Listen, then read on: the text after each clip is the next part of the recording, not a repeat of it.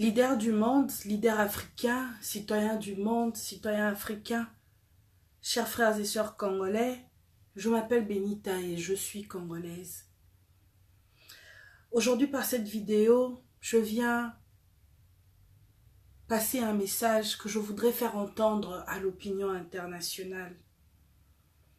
Je sais qu'ils sont au courant de beaucoup de choses qui se passent en RDC, mais physiquement aujourd'hui, en tant que Congolais, je viens le faire. Parce que trop, c'est trop. Une population ne peut être meurtrie, bafouée à ce point. Chers leaders du monde, chers leaders africains, en RDC, mon pays, des millions de Congolais ont décidé d'écrire sur une nouvelle page l'histoire du Congo, dans le sens s'il le faut. Le Congo a besoin d'être libéré. Le Congo a besoin d'être libéré des Rwandais. Le Congo a besoin d'être libéré de ce régime dictatorial qui est en place, de ce régime maléfique, de ce régime des médiocres. En RDC, mon pays, nous sommes privés de nos droits élémentaires. En RDC, le droit à la vie et le respect à l'intégrité physique n'existent pas. La liberté d'expression, complètement bafouée, complètement outragée. Le gouvernement congolais se donne le droit de couper la connexion Internet à tout un peuple. La liberté d'expression de tout un peuple est complètement prise en otage. Pas une seule reprise, c'est constamment cette prise en otage-là. En RDC, mon pays, le droit de l'homme n'existe pas. La population souffre. Les Congolais sont privés d'électricité. Les Congolais sont privés de l'eau potable. Les Congolais sont privés des soins médicaux. Les Congolais sont privés de la vie. En RDC, mon pays, nous sommes tués. En RDC, nous sommes arrêtés arbitrairement. En RDC, nous sommes torturés. En RDC, nous sommes même placés sur des listes de surveillance internationale.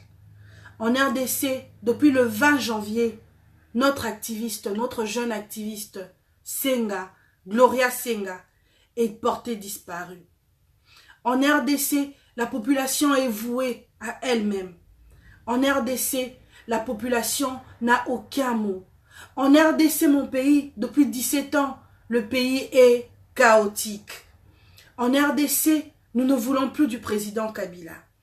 En RDC, nous voulons l'alternance. En RDC, nous voulons vivre. En RDC, nous voulons garantir un avenir pour nos enfants. En RDC, il n'y a pas d'avenir pour la jeunesse actuelle, avec l'actuel président, avec l'actuel régime. En RDC, nous avons besoin d'aide. En RDC, nous avons besoin de votre soutien. Chers citoyens africains, chers citoyens du monde, chers leaders du monde, leaders africains, nous avons besoin de votre intervention. La population congolaise, dont je suis une ressortissante, nous vous demandons d'intervenir. Nous vous demandons d'intervenir, de nous aider à faire partir le président Kabila. Le président Kabila, il ne prend jamais la parole. Le président Kabila ne s'occupe pas de la population. Son régime nous abandonne constamment. En RDC, nous avons besoin de votre soutien.